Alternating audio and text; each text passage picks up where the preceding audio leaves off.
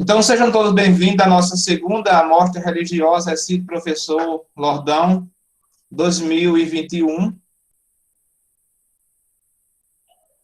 Esse evento ele vem acontecendo no dia 26/7, dia 2/8, dia 9/8, o dia de hoje, e se conclui na próxima semana, no dia 16/8, com o tema Rito Sagrado. As amostragens acontecem nos horários de 10h30 a 11h20 da manhã, de forma virtual, nos respectivos dias, com os convidados externos da nossa escola, com a finalidade de abordar o tema em destaque.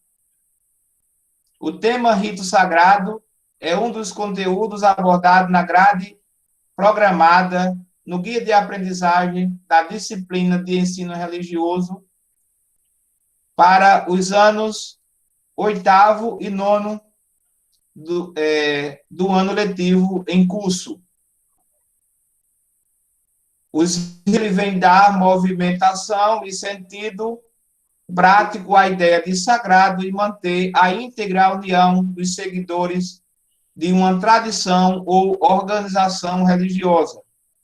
Os rituais são imagens refletidas das tradições culturais e religiosas, ou seja, o ritual é um sistema cultural de comunicação simbólica constituído de sequência ordenada e padronizada de palavras, atos, gestos, ações, expressos de múltiplos meios que possuem conteúdos e arranjos caracterizados por grau variado de formalidade, rigidez, condensação e repetição. A segunda amostra religiosa é Professor Lordão 2021, tem como objetivo principal a interreligiosidade, tolerância religiosa e as particularidades ritualísticas das religiões convidadas, uma vez que todos os convidados representam religiões diferentes e abordam os temas os quais eles desejem. Do assim aberta, o terceiro dia de palestra, recebendo o diácono José Genilton da Silva, ele que tem a formação acadêmica técnica no nível médio, né, de edificação, formação superior em engenharia civil e atua no Ministério do Diaconato da Igreja Evangélica Assembleia de Deus, aqui da cidade de Picuí, dirigente de uma das congregações da respectiva igreja no bairro do Limeira. Seja bem-vindo, diácono, a esse momento. Bom dia. Bom dia, professor. Obrigado pela recepção. Para mim é um prazer poder estar aqui. Quero já de antemão agradecer a oportunidade de poder compartilhar um pouco sobre a nossa fé, né, sobre as nossas crenças, apresentando aqui, nesse momento, nossos ritos sagrados. Quero já dar início aqui à nossa apresentação, né? Aqui está como a minha apresentação pessoal, né? Já foi bem apresentada aí pelo professor, não há mais o que colocar, né, de detalhes, apenas fazer aqui uma breve correção no meu nome, professor. Meu nome é José Gineton da Silva Araújo, né? É um pouco estranho mesmo, um pouco diferente, mas é assim que ele se chama, tá certo? Bem, pessoal, nós fomos convidados, né, para apresentar os temas ritos sagrados, né, da nossa fé.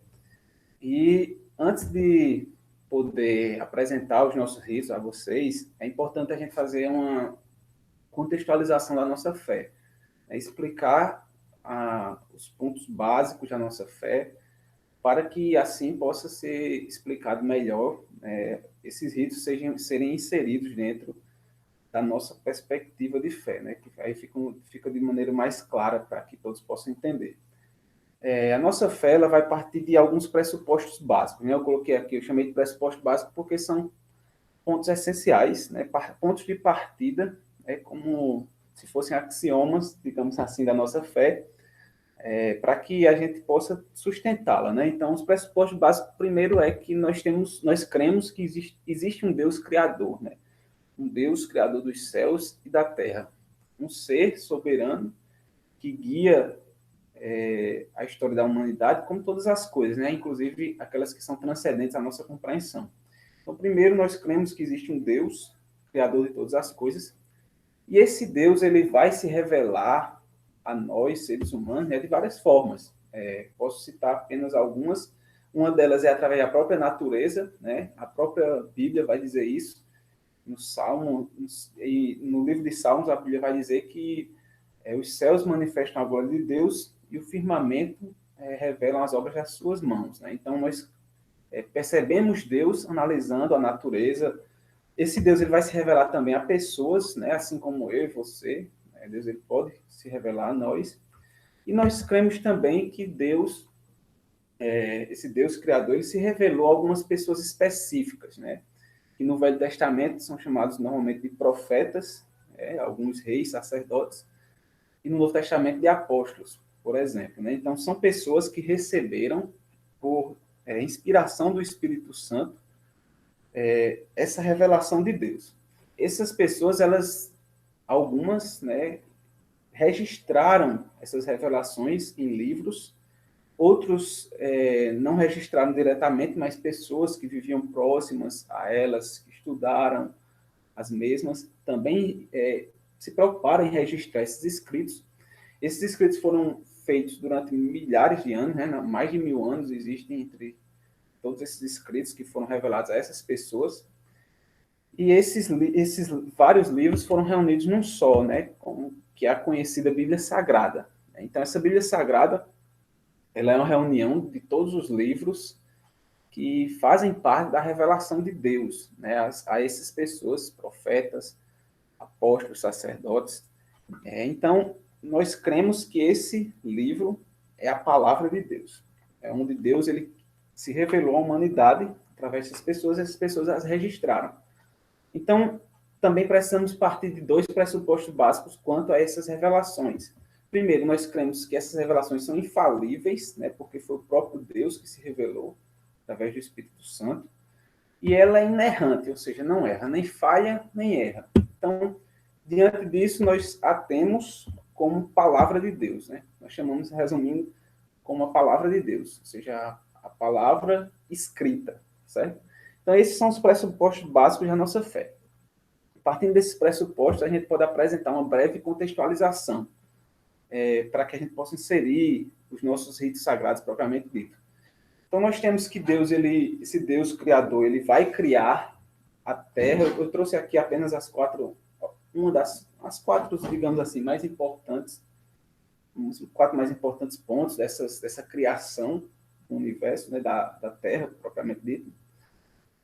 Deus cria a terra, depois cria as plantas, cria os animais, e por fim ele vai criar o ser humano. Né? Se você quiser ver de maneira mais detalhada como se deu essa criação, só ler o capítulo 1 de Gênesis, capítulo 1 e capítulo 2. Mas, basicamente, em resumo, é isso.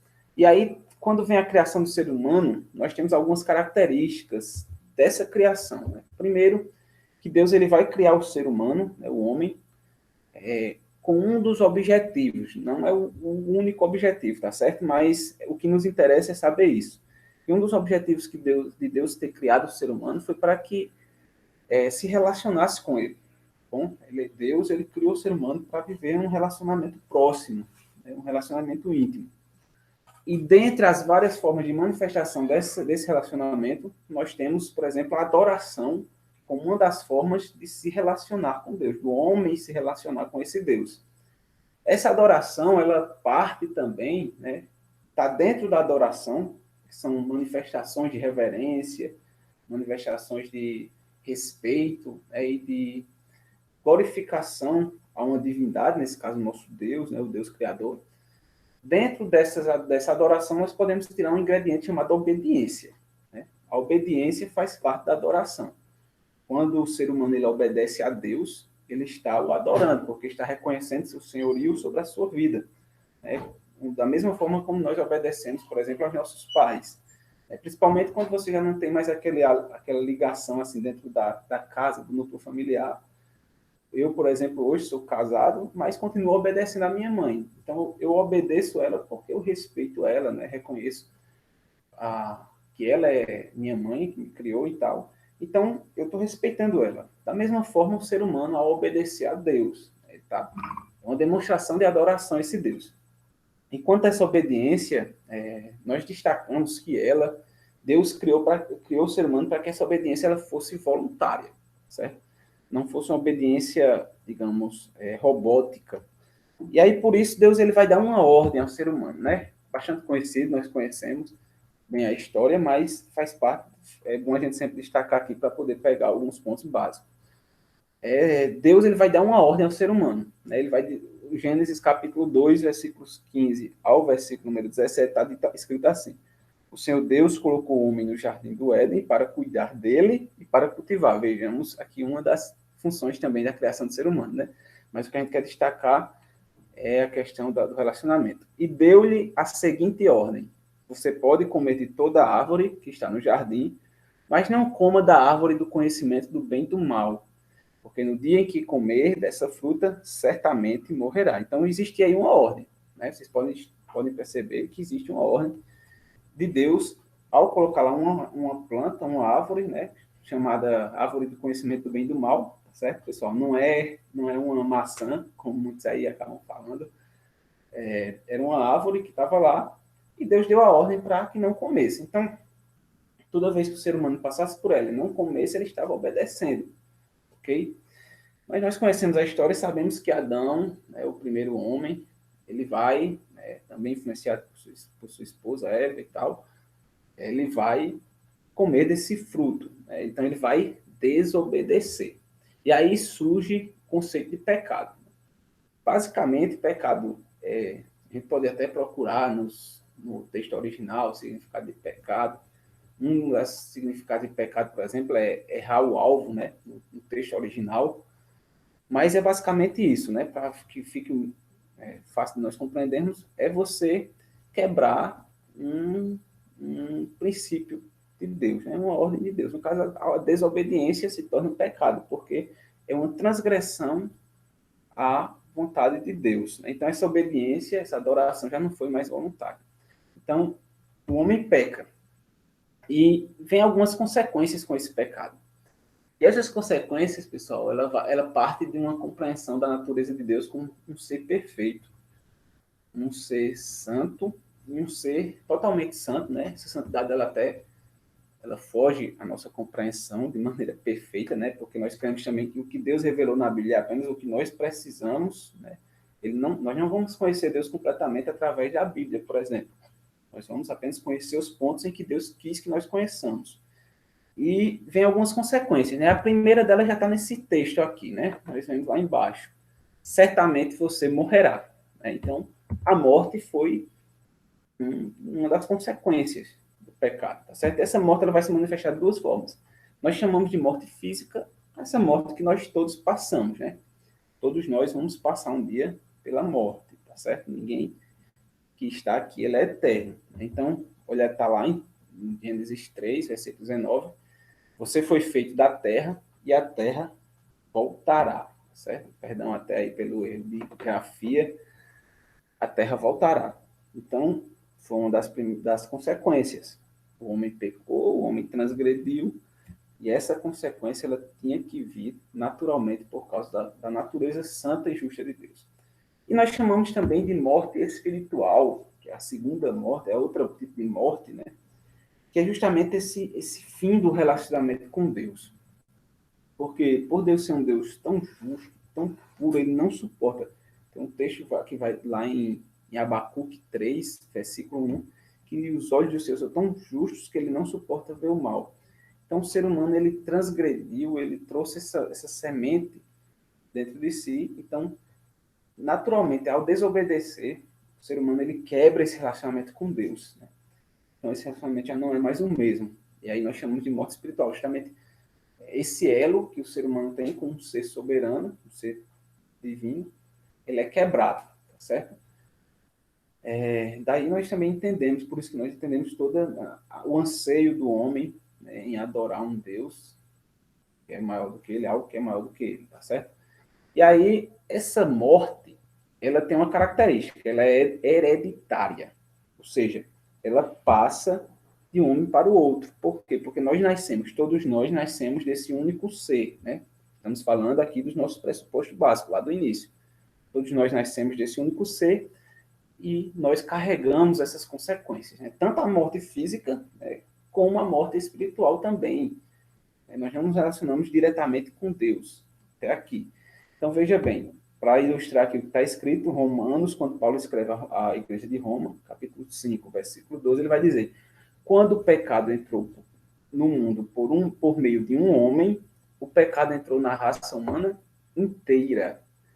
O pecado dele trouxe consigo a morte a todos os homens, porque todos pecaram. Então, como nós somos descendência de Adão, todos nós também carregamos o pecado, tá certo? Então, essa aqui é a contextualização da nossa fé, digamos assim, né? Essa compreensão de que Deus, existe um Deus criador, de que o homem caiu no pecado, né? Falhou.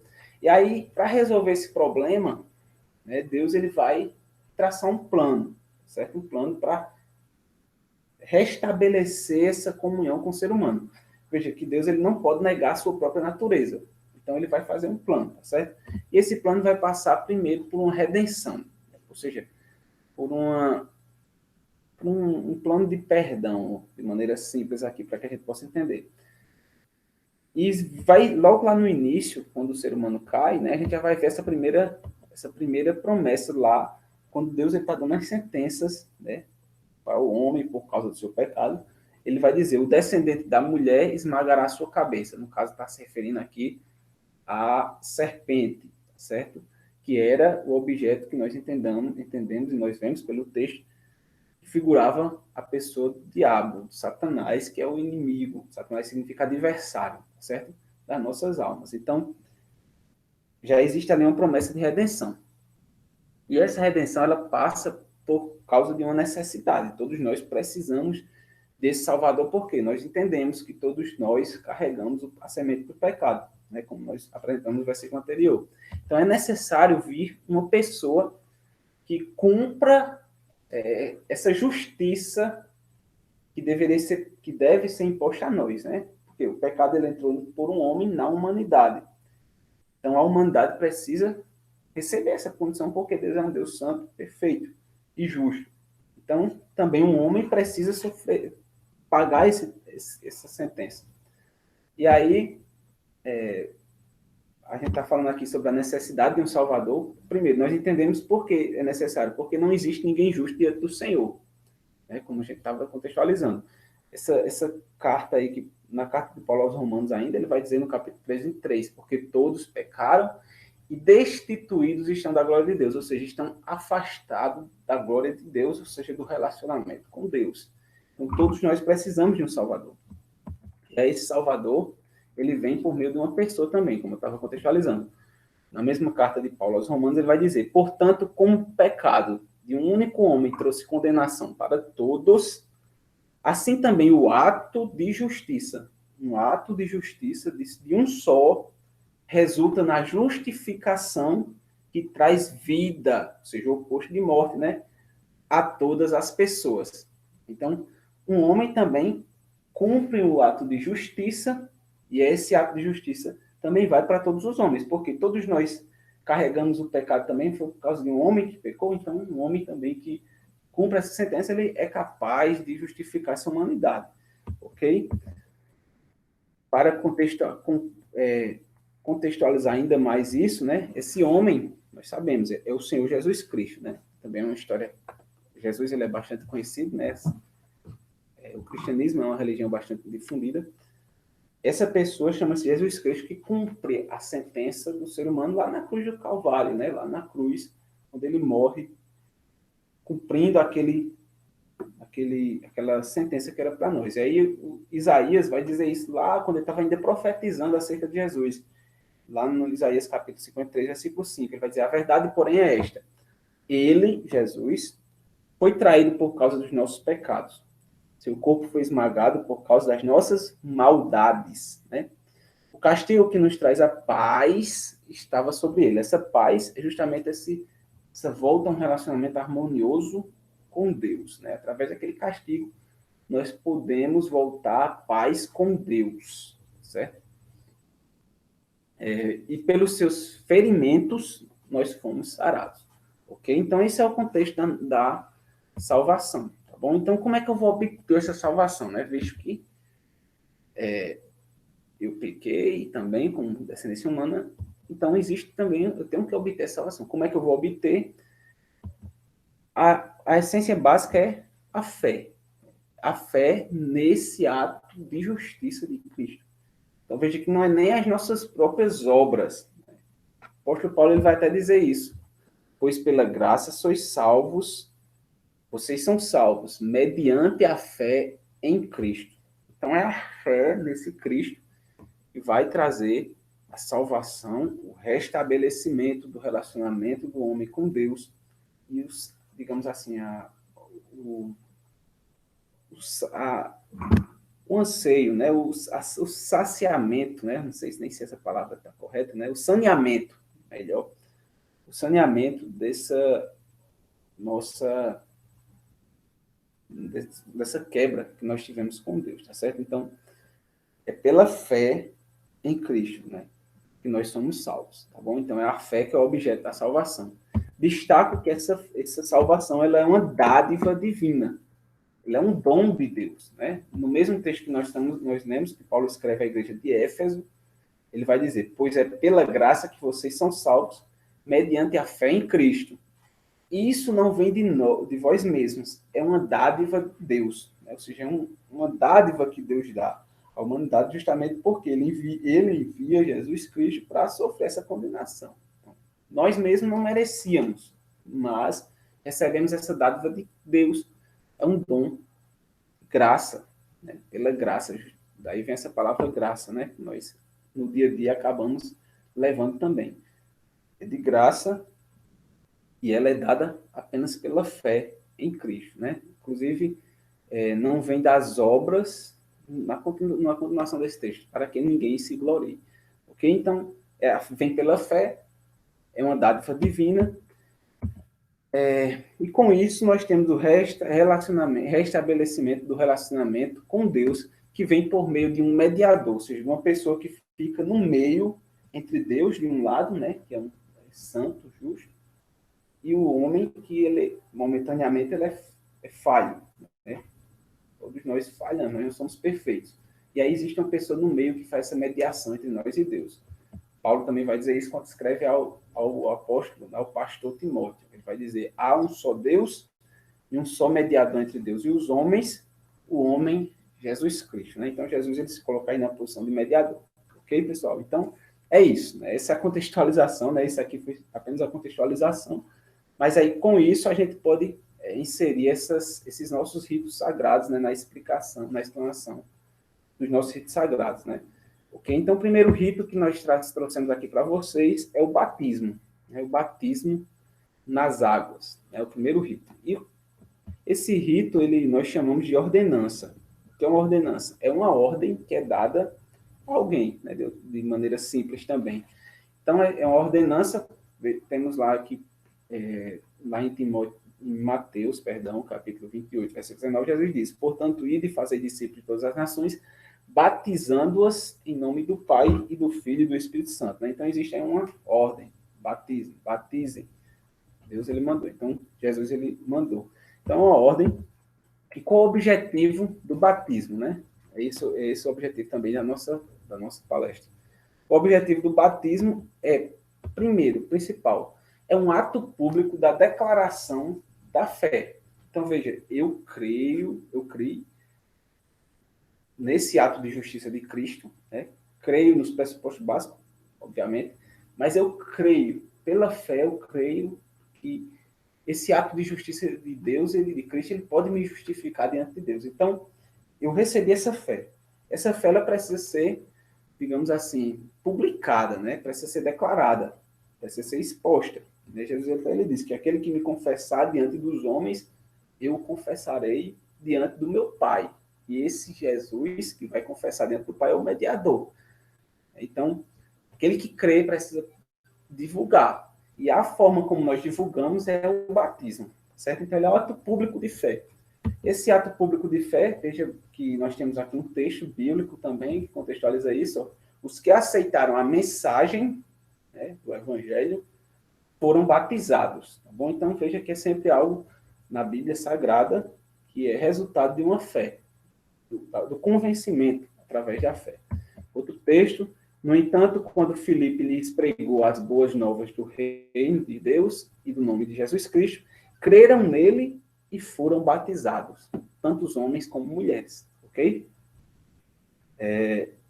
Então, é um ato público de fé. Ao crer, as pessoas se batizam declarando que creem, que receberam essa fé nos seus corações, tá certo?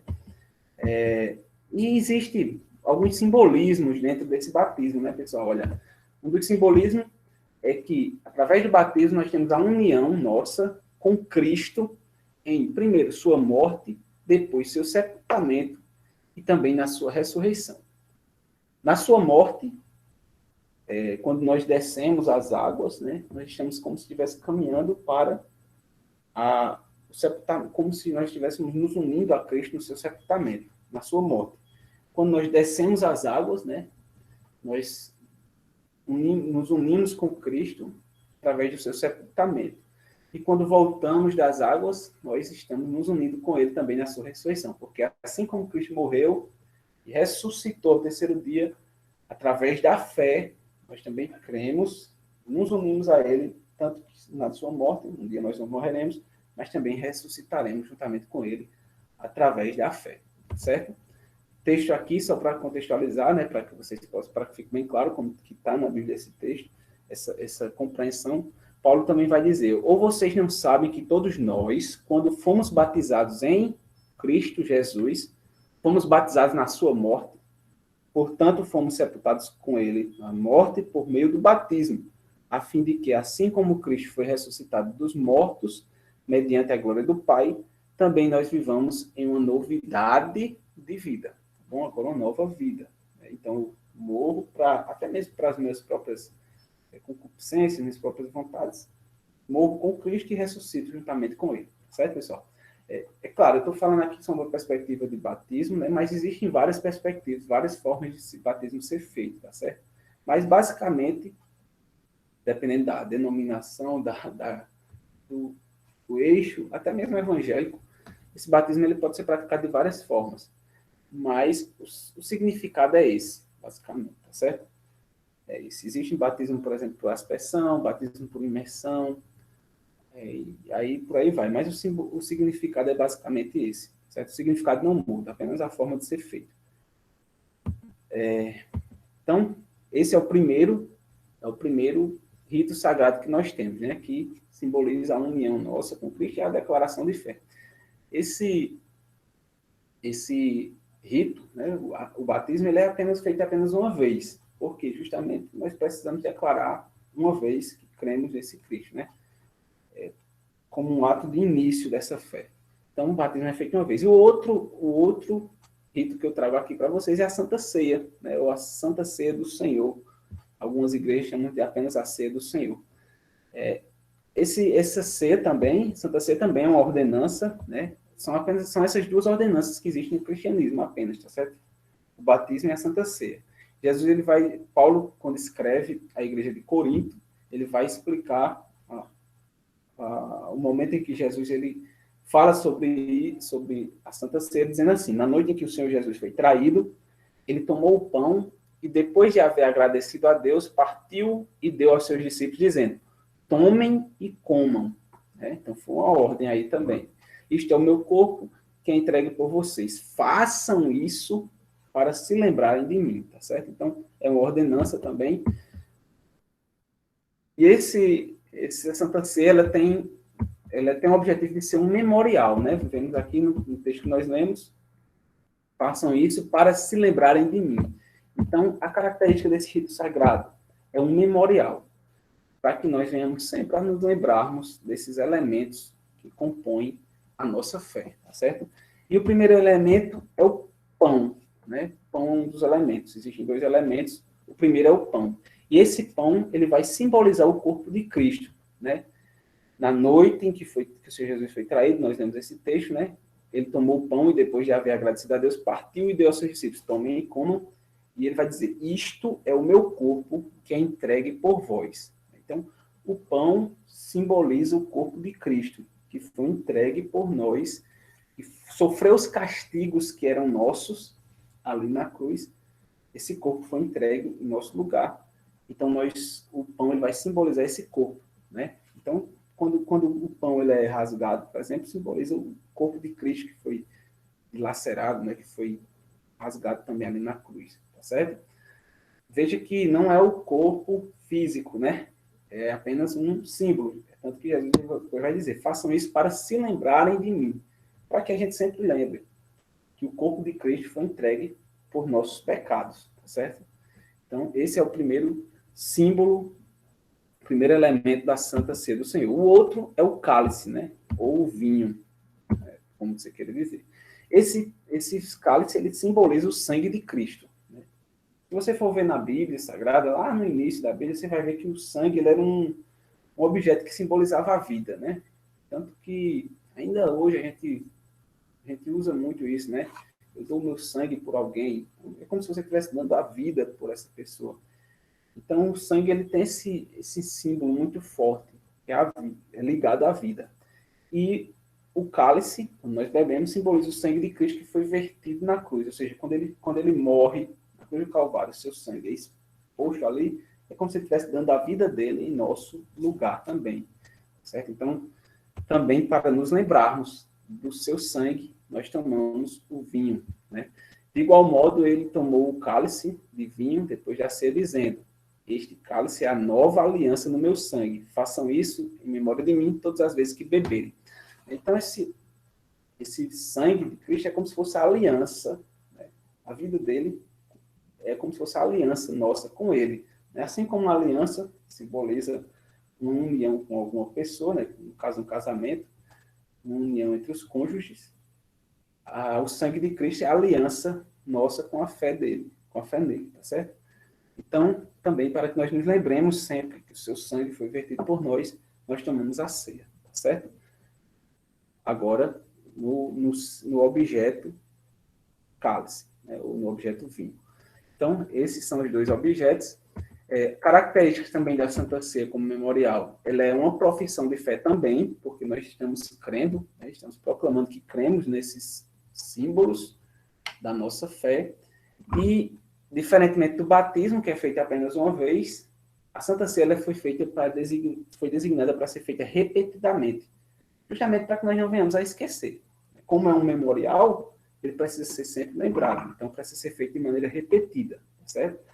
Aí vai variar das igrejas para igreja, né? Tem igreja que faz mensalmente, tem igreja que fazem quinzenalmente, mas sempre num intervalo pequeno, tá certo? Ele deve ser feito repetidamente. Também foi instituído pelo próprio Jesus. Né? Jesus vai dizer assim, Paulo vai dizer assim, porque cada vez que vocês, Paulo está apenas citando as palavras de Cristo, né? Cada vez que vocês comerem esse pão e beberem esse cálice, estão anunciando, ou seja, fazendo a profissão de fé, anunciando a mensagem da morte do Senhor. Morte que ele sofreu por vocês.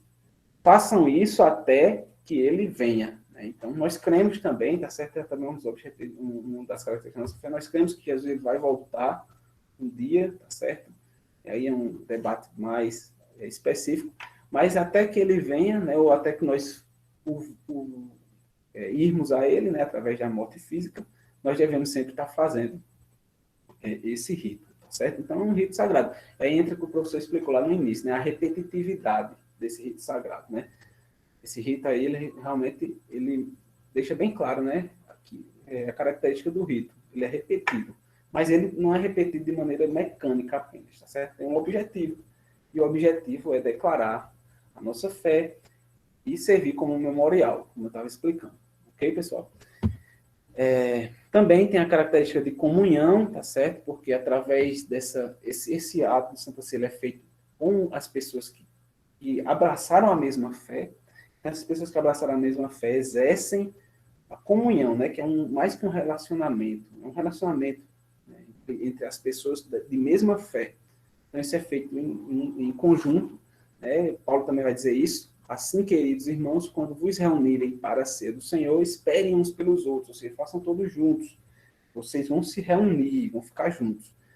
E aí ele também vai dizer, como há somente um pão, aqui está falando de Cristo, né, o corpo de Cristo, nós que somos muito, como indivíduos, somos um só corpo. Né? Veja aí, Paulo está destacando que as pessoas que creem, né, que a gente chama de igreja é isso, né, são as pessoas que creem, não é um templo físico, são um corpo, né, vocês vivem em união, pois todos nós participamos de um único pão, né, todos nós participamos do mesmo pão, que é Cristo, então nós somos um corpo. Né? Então ele também tem um objetivo de comunhão, e também aqui eu trouxe outro aspecto, a fé no futuro, tá certo? Que também nós cremos que um dia vamos voltar a cear agora com Cristo, tá bom? Mas isso é uma característica da fé, só a título de curiosidade. E por fim, né, o outro rito que eu trouxe aqui é os cultos, né? Os cultos propriamente dito, né? Que a gente faz também como igreja, né? Também como igreja, nós fazemos esses cultos, nos reunimos, pessoas que creem na mesma fé, que professam a mesma fé, se reúnem para cultuar. Né? E qual é o objetivo principal desse culto? Né? Ele é também adorar o Senhor, certo? Veja, eu falei lá no início, né, que Deus ele nos criou com o objetivo de adoração a Ele. Então, como nós, através de Cristo, temos a volta a um relacionamento com Deus, mesmo que agora, por momento, ainda não seja pleno, digamos assim, mas aí nós nos reunimos para adorar Ele, né? Voltar a ter essa comunhão com Ele, reverenciar Ele, né? Então é uma volta a um relacionamento com Deus, né? Através de Cristo. Então o culto serve basicamente para isso. O objetivo principal é adorar o Senhor e aqui em conjunto, ok? É uma adoração coletiva, como eu falei, né? E aí ele tem elementos diversos, tá bom? O culto, ele pode ter várias formas de se cultuar, né? Mas ela deve sempre girar em torno desse objetivo aí principal, que é adorar ao Senhor. Tá bom? Então, Paulo, eu trouxe aqui um texto, por exemplo, que Paulo vai dizer, quando vos ajuntais, cada um de vós tem salmo, tem doutrina, tem revelação, tem língua, tem interpretação. Então, ele está querendo dizer aqui que são vários elementos que existem dentro do culto, mas tudo deve ser feito para edificação, ou seja, tudo deve ser feito com um objetivo comum, tá certo? Não, no culto em si, ele não tem aquela rigorosidade, normalmente, né? Algumas igrejas evangélicas, a gente está falando aqui de igrejas evangélicas, têm os seus cultos mais litúrgicos, né? Tem uma liturgia mais rígida e outros nem tanto, tá certo? Mas existem vários elementos mesmo assim dentro do culto, tá bom, pessoal? Então, só para concluir aqui, né, fazendo um resumo, nós vemos que o nosso estado atual ele é caído, né, por causa do pecado lá atrás, que foi passado a todos nós. Através da fé em Cristo, nós podemos restabelecer essa comunhão com Deus, né, porque Cristo ele cumpriu, ele tomou o ato de justiça diante de Deus, sendo homem, né, como um homem representando a humanidade, assim como Adão representou a humanidade da queda, Jesus ele representa a humanidade também na ressurreição. O batismo é um dos ritos que nós trazemos como ato de fé, no qual nós nos apropriamos dessa bênção, né, também declaramos. Na ceia do Senhor, nos lembramos repetidamente desses princípios basilares e, como igreja, nos reunimos para festejar. Bom, pessoal, então é isso a nossa explicação, trouxe aqui esses ritos para que a gente possa apresentar a vocês, né? Precisei de fazer toda essa contextualização para que ficasse claro, tá bom? Então, se tiver alguma pergunta, se tiver alguma pergunta aí, a gente pode estar disposto para responder, tá certo? Eu vou ver algumas perguntas aqui. Tem algumas perguntas, né? Reginaldo Guedes, né? O seguimento de Deus é a regra absoluta da salvação. Como ficam os que não acreditam, né? Bem, pessoal, a regra da salvação é a fé, tá bom? A fé, como a gente trouxe lá no início, né? Essa é a característica da nossa fé, né? Uma característica do cristianismo. É a fé em Cristo e através desse ato de justiça de Cristo, né? Como ficam os que não acreditam? Bem, nós partimos do pressuposto básico, tá bom? Nós respeitamos todas as pessoas, tá bom? Todo mundo tem o direito de crer ou não crer. Mas, na nossa perspectiva, nós cremos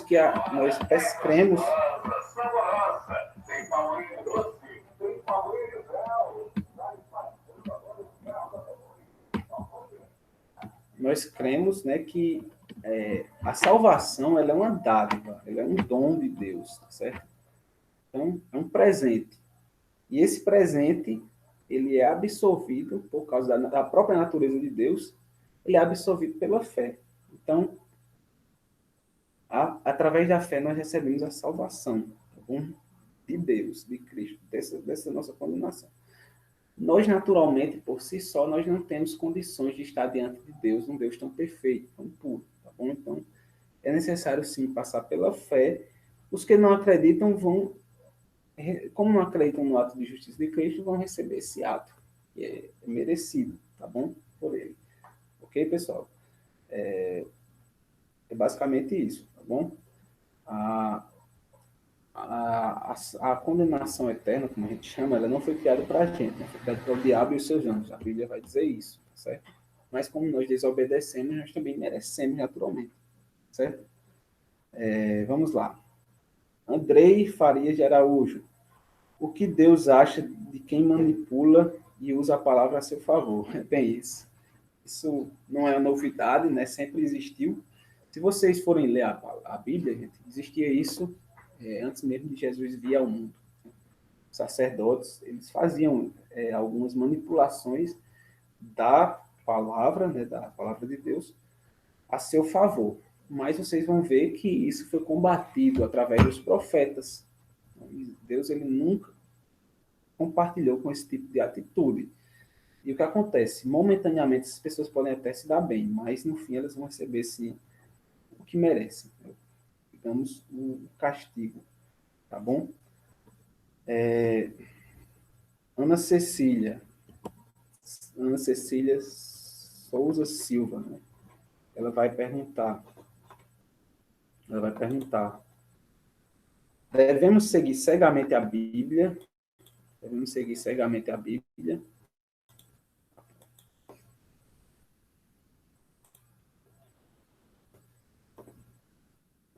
Ana Cecília Souza Silva. Devemos seguir cegamente a Bíblia?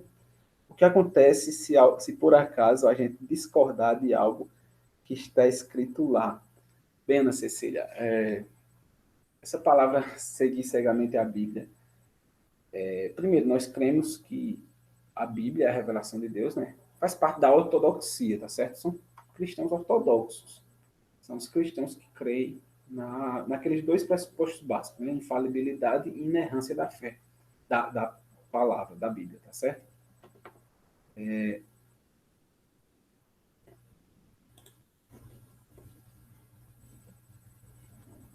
Então, veja bem, essa palavra, seguir cegamente a Bíblia, a gente nem acaba se aplicando. Por quê? Porque nós cremos naturalmente que a Bíblia é a palavra de Deus. E, por exemplo, essa palavra discordar, que é isso que eu queria falar, né? Ela não se aplica a quem crê, tá certo? Porque, naturalmente, quando você lê a Bíblia, né, você lê a palavra de Deus, você não vai ver algo que discordar, porque é uma revelação, nessa revelação tem princípios. E quando você lê a Bíblia, você acaba naturalmente não discordando dela.